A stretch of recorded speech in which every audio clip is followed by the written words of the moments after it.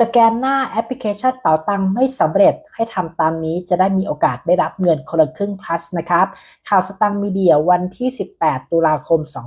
2568 เนาะสำหรับคุณผู้ชมท่านใดนะครับที่ไม่เคยมีแอปพลิเคชันเป๋าตังค์หรือมีแล้วแต่ดันลบทิ้งไปคุณจะต้องมีการยืนยันตัวตนใหม่นะครับด้วยการสแกนหน้าแต่ถ้าหากว่าสแกนหน้าไม่ผ่านนะครับในกรณีนี้เนี่ยลองหลายรอบแล้วก็ทำไม่สำเร็จแนะนำว่าให้คุณผู้ชมนะครับไปที่ธนาคารกรุงไทยสาขาไหนก็ได้ใกล้บ้านคุณและนำบัตรประชาชนตัวจริงไปด้วยนะครับหรือหากคุณนะครับที่ถนัดในการใช้ตู้ ATM นะครับก็สามารถไปได้ที่ตู้ ATM ธนาคารกรุงไทยที่สามารถยืนยันตัวตนได้พร้อมบัตรประชาชนตัวจริงนะครับเพื่อที่จะใช้ในการยืนยันตัวตนกับแอปพลิเคชันเป๋าตังค์นะครับอยากจะบอกว่าคุณผู้ชมท่านใดที่ยืนยันตัวกับแอปพลิเคชันเป๋าตังค์สำเร็จแล้วหรือใคร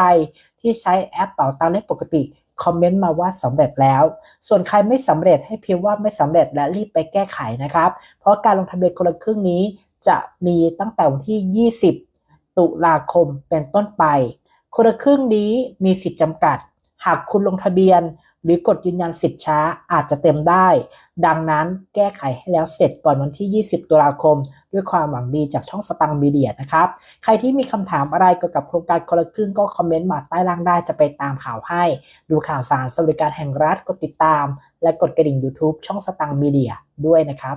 ดูข่าวสิทธิและโครงการต่างๆจากทางรัฐบาลรวมถึงข่าวดังอย่าลืมกดติดตามและกดกระดิ่ง YouTube ช่องสตังค์มีเดียช่องสตังค์มีเดียช่องข่าวของคุณ